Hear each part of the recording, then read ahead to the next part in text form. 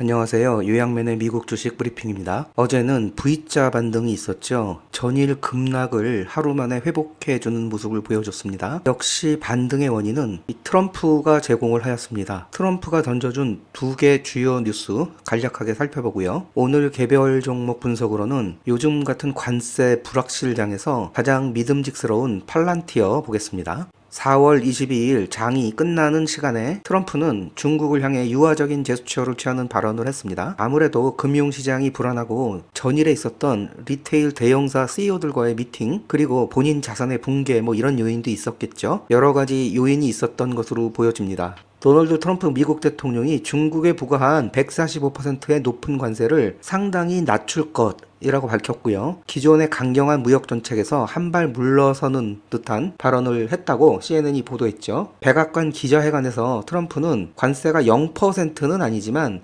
현재보다는 훨씬 낮아질 것이다 라고 언급했고요. 미중 무역 전쟁의 긴장을 완화해 보려는 신호로 해석을 하고 있습니다. 같은 날 트럼프의 이 발언보다 먼저 재무부 장관도 중미 관계 개선을 하겠다라는 암시를 했었습니다. 하지만 전문가들은 트럼프의 이번 발언도 물론 무역 전쟁의 전환점이 될 수도 있지만 언제 또 말을 바꿀지 모르잖아요. 그래서 그런지 여전히 불확실성이 크다라고 분석했습니다. 지난 월요일 장을 폭락시켰던 것이 또 이거였죠. 트럼프가 연준 의장을 해임하겠다 이런 발언을 했었습니다. 하지만 어제는 하루 만에 180도 반대되는 발언을 또 했는데요. 주가를 다시 올려서 좋기는 하지만 이렇게 깃털처럼 가벼운 트럼프의 입이야말로 시장의 가장 큰 위험 요소가 아닌가 그런 생각이 드는 기사였습니다. 트럼프 대통령이 4월 22일 연준 의장 제롬 파월을 해임할 의사가 없다라고 발표했습니다. 중앙은행의 독립성에 대해서 월스트리트의 우려가 완화됐다고 미디어들은 보도를 했는데요. 최근에 트럼프는 파월을 지칭해서 조금 저급한 표현들을 했죠. 주요 패배자라며 비판하고 금리 인하를 강하게 요구했었습니다. 그러면서 해임하겠다 이런 이야기도 했었죠. 하지만 어제는 집무실에서 기자들에게 그를 해임할 의사가 전혀 없다 또 이렇게 밝혔습니다. 180도 바뀐 발언입니다. 덕분에 다우나 S&P, 나스닥 선물 등이 급등하며 시장의 안정세를 보였는데요. 그 배경에는 재무부 장관이죠. 스콧 베센트가 파월 의장을 해임하는 시도가 있을 경우에 금융시장이 더 불안정하게 될 수 있다라고 경고한 것이 트럼프의 입장 변화를 만들었다. 이런 소문들도 돌았습니다. 어제 급등은 여러 가지 요인도 있지만 가장 큰 이 트럼프의 두 가지 발언 때문에 있었고요. 역시나 트럼프가 장을 올렸다 내렸다 하는 그야말로 막강한 힘을 발휘하고 있는 이 상황이 다소 불안하기도 하고요. 앞선 보도에서 지적했듯이 리스크가 없어진 것이 아니라 그 불확실성은 앞으로도 계속 존재할 것으로 생각이 됩니다.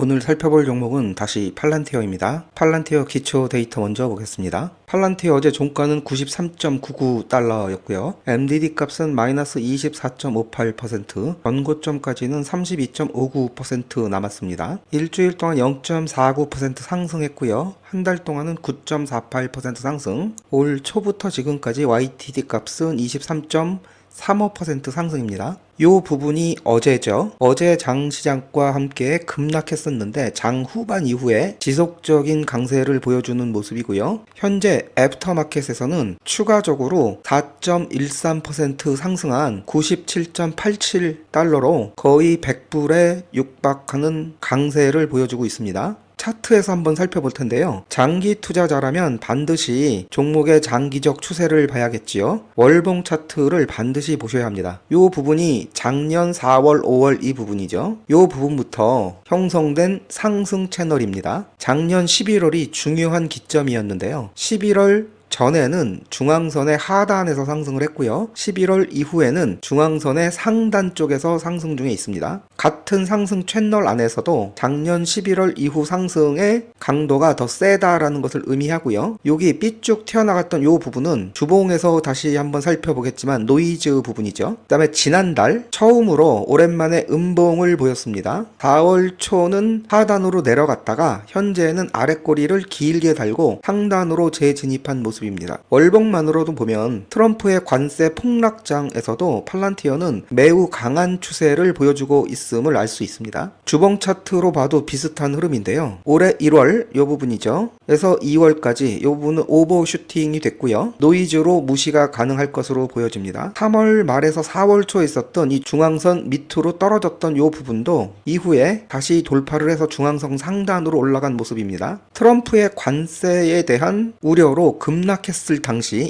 이때도 채널의 바깥으로 떨어지지 않은 모습을 보여줬고요. 상대적으로 추세가 매우 강한 종목임을 알 수 있습니다. 단기적 흐름을 보면 여기 일봉 차트입니다. 75불과 100불에서 지지선과 저항선이 형성돼 있죠. 현재 불확실성으로 당분간 이 박스권에서 움직일 것으로 보여지지만 이 100불선이 돌파되면 전고점까지 상방이 열려져 있는 상황이고요. 팔란티어가 상대적으로 관세 이슈에서 벗어난 종목이죠. 관세 회피 종목을 찾는 투자자들의 수요가 계속될 것으로 생각돼서 강세를 어느 정도 유지할 수 있을 듯 하고요. 또 하나는 미국과 나토 EU 사이에서 국방 예산에 대한 갈등이 지금 있죠. 그에 따른 반사 이익을 팔란티어는 충분히 누릴 수 있을 것 같고요. 이미 나토와 큰 계약을 체결했다라는 발표가 있었죠. 또한 기업에서도 팔란티어의 수요가 지속되는 상황이라 이 박스권에서 주가의 흐름이 갑자기 급락하는 일은 쉽지 않을 것으로 보여집니다.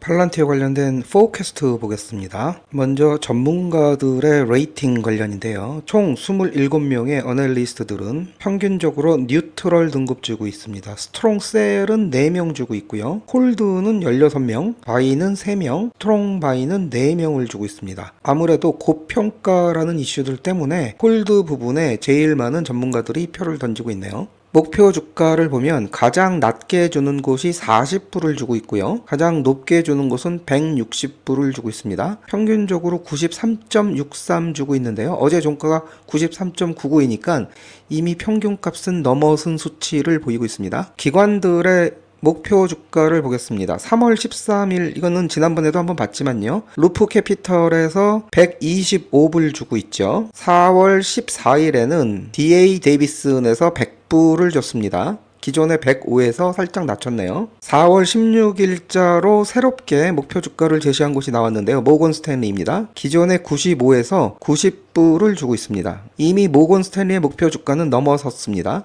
팔란티어의 1분기 어닝 발표는 5월 6일로 예정되어 있습니다. 포캐스트를 한번 보겠는데요. 이 포캐스트의 평균치는 18명의 전문가들의 평균치를 낸 것이고요. 전년 동기 대비를 봤을 때 레버뉴는 634.34였던 것이 881.16, 39% 상승할 것으로 예상을 하고요. EPS는 0.04에서 0.13 상승할 것으로 보여집니다. 230% 큰 상승을 예측을 하고 있습니다.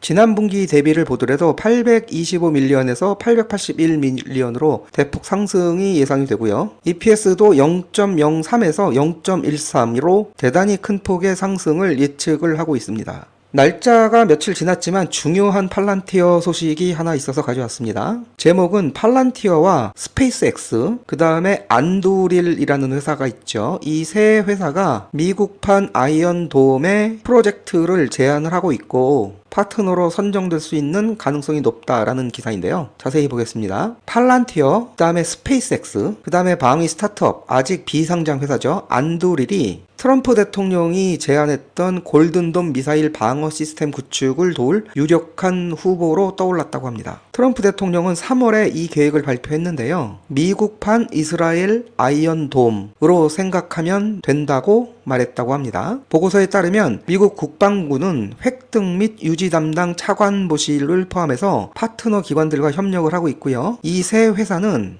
최근에 트럼프 행정부의 관계자와 국방부 고위 간부들과의 회동에서 자신들의 제안을 제시했다라고 알려져 있습니다. 이 구상은 미사일 위협을 탐지하기 위해 400개에서 1000개 이상의 위성으로 구성된 위성 네트워크를 먼저 만들고 2단계로는 이를 요격하기 위해 약 200개의 무장 위성을 배치하는 것이라고 보도했습니다. 스페이스X는 정부가 이 기술을 완전히 소유하는 대신에 이용료를 지불하는 구독 모델로 시스템을 제공하는 방안으로 제안했다고 합니다.